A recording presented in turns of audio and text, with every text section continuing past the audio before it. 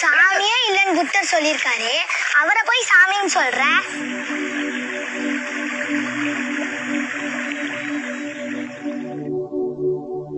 नमस्कार, the Janata live देख रहे हैं आप और मैं हूं आपके साथ पूजा। इस वीडियो के शुरुआत में जो छोटी सी क्लिप आपने देखी, सबसे पहले तो आपके लिए उसका भाषानुवाद कर देती हूं। इस क्लिप में जो बच्ची है वो बुद्ध के कंधों पर चढ़कर उड़ान भरने की कोशिश करती है, तो उसके पिता उसे कहते हैं कि भगवान की मूर्ति से नीचे उतरो। ये सुनकर बच्ची उनसे सवाल करती है कि बुद्ध ने कहा है कि भगवान नहीं होते, तो आप मुझे ये क्यों कह रहे हैं?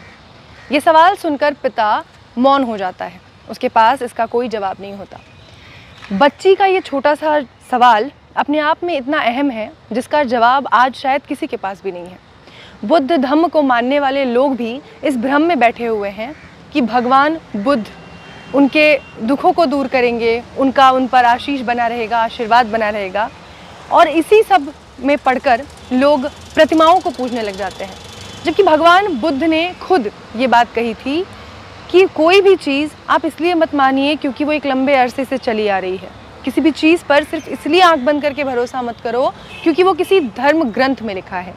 किसी बात को सिर्फ इसलिए मत मान लो क्योंकि उसे आपके बुजुर्गों ने कहा है। किसी चीज़ पर सिर्फ इसलिए भरोसा मत कर लो क्योंकि उसे सब करते आ रहे हैं।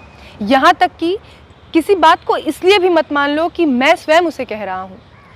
खुद उस चीज़ की सत्यता की जाँच करो, इस बात का फैसला करो कि वो आपके लिए कितना असरदार है, आपके हित में है या नहीं, उसके बाद उसे मानो। और इतना उनके कहने के बाद भी, इतना उनके अनुयायियों को बताने के बाद भी आज लोग उनकी प्रतिमाओं के आगे नमन करते हैं, शीश झुकाते हैं। कहीं मैंने पढ़ा था कि जो अनुयायी होते हैं, जो भक्त होते हैं, वो अक्सर प्रतिमाओं के चरणों में बैठकर उनका जाप करते हैं, महापुरुषों के चरणों में बैठकर उनके नाम का जाप करते हैं, वो भक्त कहलाते हैं। लेकिन जो महापुरुषों के कंधों पर चढ़कर उससे आगे की सोच रखते हैं, उनसे आगे का देखते हैं, वो अनुयायी कहलाते हैं। और महात्मा बुद्ध, भगवान बुद्ध कभी ये नहीं चाहते थे कि उनके भक्त बने, वो चाहते थे कि उनके अनुयायी बने। संघ को नियोजित करने के पीछे भी उनका यही उद्देश्य था कि वो समाज को सही दिशा दे सके। धर्म और धम्म में बहुत बारीक सा अंतर है जिसे लोग समझ नहीं पाते। धम्म वैज्ञानिकता पर आधारित है।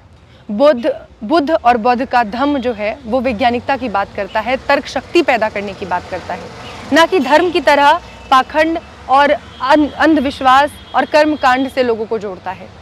बुद्ध ने कभी नहीं कहा कि आप किसी कमरे में अगर दीपक जल रहा है और मैंने कह दिया कि वो जल रहा है तो आप इस बात पर यकीन कर लीजिए। आप उस कमरे में जाइए, मैंने आपको ये कहा, उस कमरे में जाकर उस जलते हुए दीपक की सत्यता को अपनी आंखों से देखिए और तब उस पर भरोसा करिए। लेकिन लोग अक्सर ये ज्ञान, ये सारी बातें भूल जाते हैं और बुद्ध के धम्म को धर्म की तरह इस्तेमाल करने लगते हैं। शायद यही कारण है कि इस वीडियो के सामने आते ही इसका विरोध भी हो रहा है। लोग इस वीडियो में जो लड़की बुद्ध के कंधों पर चढ़ी है उसे हजम नहीं कर पा रहे। लेकिन ये सोच इतनी तीव्र है, इतनी तेज़ है, इसका अंदाज़ा आप तभी लगा सकते हैं कि जब ये इस फिल्म के ज़रिए पारंजीत जिसे लेकर आ रहे हैं। पारंजीत ने काला, कवाली, सरपट्टा, परमबरी ऐसी तमाम फिल्में बनाई हैं। उनके ज़रिए समाज को सीधे तौर पर आईना दिखाने की कोशिश की है। और एक बार फिर पारंजीत की ये नई फिल्म द विक्टिम वो लेकर आ रहे हैं, जिसके ज़रिए वो एक ऐसी ही तेज़ गति से प्रहार करती हुई छोटी सी क्लिप, अभी जिसका आपने सिर्फ नज़ारा भर देखा है, ये पूरी फिल्म के ज़रिए वो समाज को आईना दिखाने की कोशिश करने वाले हैं। इसके ज़रिए वो जो भ्रांतियाँ फैल चुकी हैं बौद्ध धम्म को मानने वाले लोगों में, जिसे वो बौद्ध धर्म समझने लगे हैं, उन पर सीधा प्रहार कर रहे हैं। बुद्ध के ज्ञान को पढ़ लेना भर काफ़ी नहीं है। बुद्ध को समझना और बुद्ध के ज्ञान को जीवन में अमल करना बेहद ज़रूरी है, क्योंकि बुद्ध का पूरा धम्म ही आपके दुखों को समझने और उनके अंत तक लाने का यही ज्ञान देते हैं बुद्ध, कि पहले दुखों को समझिए और उसके बाद उनके अंत की कड़ी तक जाइए, क्योंकि आपके दुखों का निवारण, आपकी मोक्ष जिसे आप कहते हैं, वो आपके हाथ में है, किसी और के सहारे वो संभव नहीं है। बुद्ध का धम्म वैज्ञानिकता और तर्कवाद पर आधारित है।